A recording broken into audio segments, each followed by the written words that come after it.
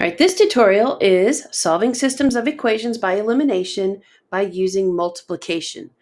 In order to be able to add or subtract to solve systems of equations, sometimes you have to multiply first. All right, let's take a look at these two. Our x's are not additive inverses, and neither are the y's. So we want to multiply the second equation by -2 to create the additive inverse. So if I take this all times -2,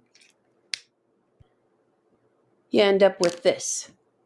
All right, so go ahead and subtract or add them together. We're going to pretend like we're adding. So 3x minus 10x gives me -7x. 4y minus 4y is 0. And then 6 minus 8 gives me -2. And back that up because I realized I multiplied too fast. So -2 times -4 is 8. So 6 minus 8, add plus 8 is 14. See, people can make mistakes, even teachers. To solve for x, we're going to divide by -7 on both sides. That eliminates that. X is all by itself and gives me -2. Now I'm going to take this and I'm going to substitute this in for either one of these. I'm just going to choose the first one. So 3x plus 4y equals 6. So -2 for x. So 3 times -2 plus 4y equals 6. So I get -6 plus 4y equals 6. I'm going to add 6 to both sides. Okay, those cancel. I'm left with 4y is equal to 12. Divide by 4 on both sides, so y is 3. So the solution to this one is -2, 3. Okay, now what if everything isn't straightforward like that and multiplying just one equation by a number doesn't work? Because look at this. Okay, I have 3, 2, 4, and -3. I can't multiply either one of these by, or just one by a single number. So you want to multiply both equations by a different number to create the opportunity of the inverse, additive inverse, okay? So there are two methods. You can look at eliminating the x, or you can look at eliminating the y, okay? So what do we want to? So let's start by eliminating x. So looking at this, I think that I want to multiply the first one by 2.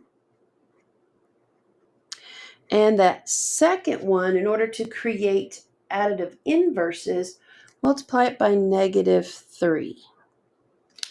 Now you're looking at eliminating the x. Okay, so I came to that conclusion because these guys both have a common multiple of 6. So when I multiply it all out, I get 6x plus 8y equals 50. Okay, and that's going to be -50 equals -50. And then distributive down here, -3 times 2 gives me -6x. This is where this will eliminate. Plus 9y is equal to -18. All right, now add them together. So 6 minus 6x gives me 0, so they cancel. 8 plus 9 is 17y. -50 minus -18, or minus 18, sorry about that, gives me -68. When I divide by 17 to get what that y is, I get an answer of -4. All right, now you can plug this back in for either one of these for y to get the x. So let's say I'm going to choose the top one. So 3x plus 4y is equal to negative 25. So negative 4 is y, so 3x plus 4 times negative 4 equals negative 25, just substituting. Okay, simplifying it a bit gives me negative 16 equals negative 25. So I'm going to add 16 to both sides.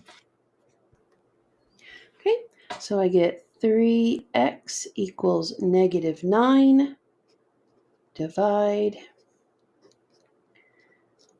X will be negative 3. So the solution to this one is negative 3, negative 4.